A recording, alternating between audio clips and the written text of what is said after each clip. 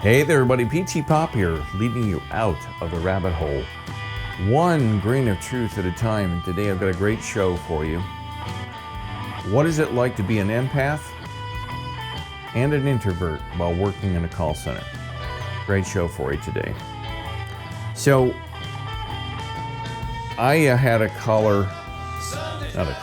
subscriber who wrote to me and made a comment. And I'm really grateful for this comment, and it's from a subscriber of mine. And here's the comment he made. It's from S Jones-KK5LG. And he says, discuss how it might be for an introverted call center rep, and especially one that is an empath. This is a great idea, and thank you for the comment. This is just an excellent idea. And I say this is an excellent idea because, believe it or not, I'm an introvert and I'm an empath. And I'm somebody who, my whole life, I have struggled with introversion. Okay? And as an introvert, I got into call center work for two reasons. Because as an empath, I always felt for people and I always felt I wanted to help people. And I felt in customer service, I could really help people. And number two, as an introvert, even though I wanted to help people, I didn't want to do it face-to-face because face-to-face interactions were always very painful for me. I worked in a restaurant when I was in college from the ages of like 19 till I was 21. And I was a host of this little tiny restaurant, and I had to scoop ice cream, run the cash register, and seat people. And I was always meeting people that were just trying to make conversation with me, older people. You know, I'm a young kid, and it was very painful.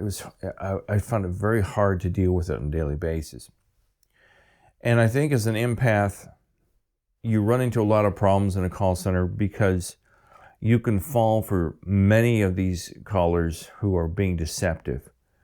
They're telling a long, painful sob story about their dog that was just hit by a truck, and when the dog got hit, they dropped their cell phone in the sewer and they want credit for their entire cell phone contract. You know, you'll fall for all kinds of things if you're not privy to the deceptive practices of many of the customers that call in. And one thing I found as an empath, there's a huge energy drain when you work in a call center. As an introvert, we already are losing a lot of our mental and emotional energy from constant social interaction. I find it incredibly draining. And you add the empath layer and how every call isn't just words, it's emotional download. It's just angry customers, you feel their frustration, and you take it personally sometimes. You've got lonely customers that call in that, their spouse just died, or like I got to make fun of somebody's dog got hit or eaten by a hippopotamus, and you're like, oh my God, your dog just died and was eaten by a hippopotamus? Oh, so sad, and suddenly you're aching with their sadness. It's awful. And multiply that by 40, 50, 80, 100 calls a day, and by the end of the shift, you're wrung out basically you're wrung out like a wet towel. There's no space to recharge for empaths or introverts. Introverts recharge in silence. I love being alone. I was alone most of my life. My siblings were a lot older than me, and they all got married and went off and started their own lives and left me at home with my mom and dad, who were usually face down on the floor drunk out of their minds.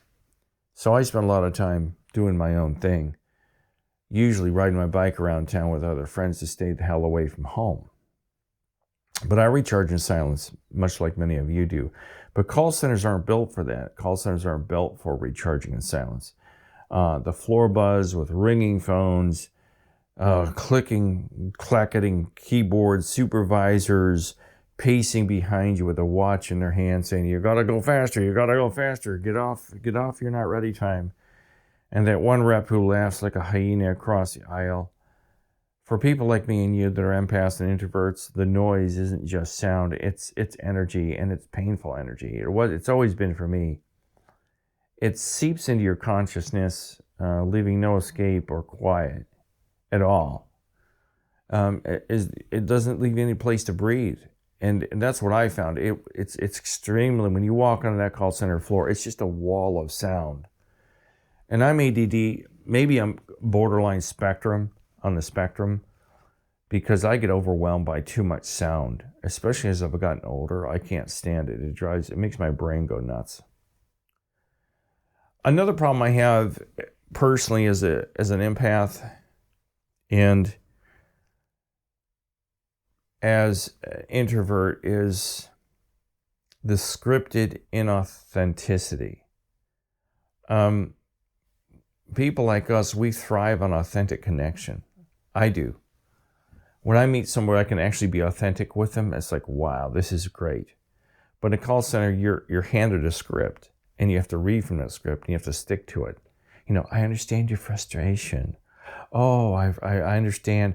And it becomes a robotic mantra of sorts.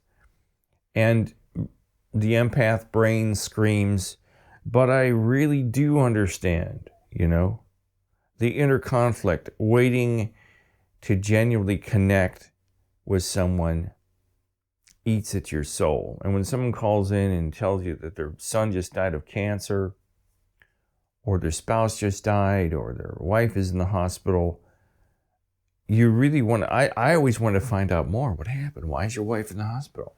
How did your dog get eaten by a hippopotamus? You know, you want to make some kind of connection with these people. When I first got into big corporate call centers, I was always trying to make small talk with people, especially in sales, to win people over. But I'd always got pulled aside and say, hey, no, you can't do that. You don't have time. Get them on and get them off the phone as fast as you can. And it was painful for me to not make some type of connection with people. There's what's called an emotional residue. When you hang up the phone, the customer's problem doesn't hang up with you, right? If someone just told you that their family was killed in a plane crash, they could be making it up for all you know, but you're still like, oh man, that guy just lost his whole family in a plane crash. Maybe I should have given him that credit, you know? Empaths like me, you carry it around with you like a backpack full of bricks, basically.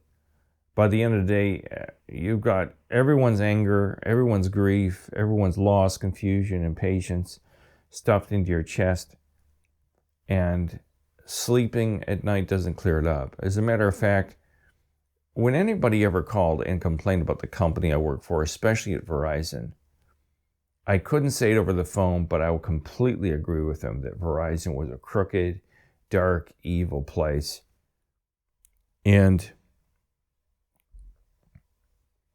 I really believed what they were saying. And I believed it. I knew it to be true because I worked there, but I couldn't say anything. I couldn't sit down with them over a cup of coffee or a beer and say, you know what, yeah, this company sucks. It's terrible to work for. You should really take your cell phone someplace else. We're also very susceptible to management's blindness. And you know what this is. Management are just drones. They're just drones, corporate drones. And supervisors tend to reward extroverts who seem upbeat. You know, they handle stress well. They're always got a smile on their face. But for the introvert and the empaths like me and you, the struggle is invisible. It's painful. I really would feel this pain physically in my chest when I saw other people getting all the praise, even though I was doing just as good a job on the phones, but I wasn't running out to TGIS with the boss after work to have beers with them. I wasn't always at their cubicle complimenting their clothes. Management won't see the toll it takes on you, and they don't care. There's a mental and physical toll it takes on people like us. Burnout lurks around the corner. Burnout is everywhere. And it's like lurking in the shadows, isn't it? Like a wolf, the burnout. Now, why do some of us introverts and empaths still do this for a living? Well, some of us, sometimes we accept jobs because they do listen deeply, and some of the customers listen to you and you can listen to them and you can kind of get something out of that. Customers, when you finally resolve somebody's issue, they feel taken care of. You feel some sort of accomplishment if you really help somebody. You have this great feeling of pride, but it's unsustainable. And without boundaries, without self-care, or an escape plan, or if you self-medicate, it just takes a toll on you. And I've had calls where I really helped somebody, and they hung up and like, you did a great job, thanks so much. And then they give me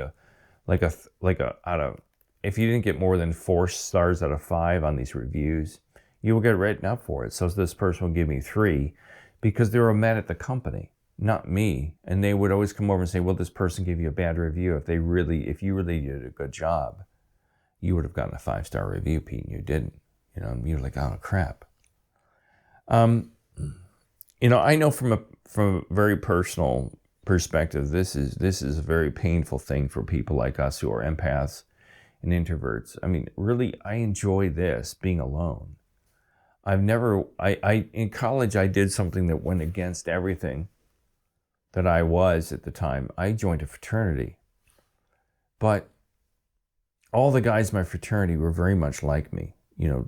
We weren't a popular fraternity on campus.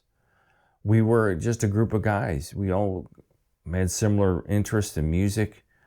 We were all kind of, most of us, not everybody, but a lot of us were very kind of withdrawn. Some of my closest friends in the house were introverts. Painfully, one guy was painfully shy, worse than me. But I went against it because there's this weird thing, you're torn, you're quiet and you're reserved and you don't want anybody to pay attention to you, but at the same time you want somebody to pay attention to you, especially women. I thought I joined a fraternity because I thought I'd meet lots of girls. But when you join a fraternity filled with introverts, there ain't a lot of girls hanging around the fraternity when you're an introvert, especially 30 of them. We didn't have a lot of chicks or sorority girls hanging around our fraternity. We had a few. And I think all the women I met in college, yeah, I think all of them, I met because of the fraternity, because of parties at the house. And met some very nice young ladies. Wink, wink, nudge, nudge, say no more. I had some fun in college, I did. I had some great times. But if you're an introvert or an empath, I feel for you more than you know. I do this on YouTube. The person you see here is close to who you would see if you got to know me personally behind closed doors. You'd see my weird sense of humor and all that stuff, but I don't let many people see it. I do this now because I'm trying to make some money at it, and I like doing this because I'm actually helping people. I actually get to help some of you. Thousands of you have written to me telling me how much I've helped each and every one of you get through your experience in the call center world, and that means a lot to me. And I try to be transparent with all of you and try to let you know what the poop is, what the real scoop is here. I'm out there with you. I've been in the trenches, and I don't know if I'll ever do it again. I can't say no. I'll be one of the old farts in the call center eventually if I ever get hired again at one. And but I've been there for you, and I try to be there for you. But it means a lot to me that I can help each of you. So let me know what your experiences are like as an empath and an introvert in the call center or in life in general. My God, meeting girls when I was younger was horrible. Now I'm more outgoing. I'm more confident. I'm married, but I can walk up and talk to a woman and not think anything of it. I'm not hitting on people, but there's sometimes you see somebody in a park or something like, hey, nice day today, huh? And they're like, oh yeah, great. Leave me alone, you dirty old man. So let me know what your experience as an empath and an introvert has been like in life in general and in call centers. And I hope you like this. Give me the thumbs up, press the subscribe button, and I'll talk to you all later. Hasta la vista, baby.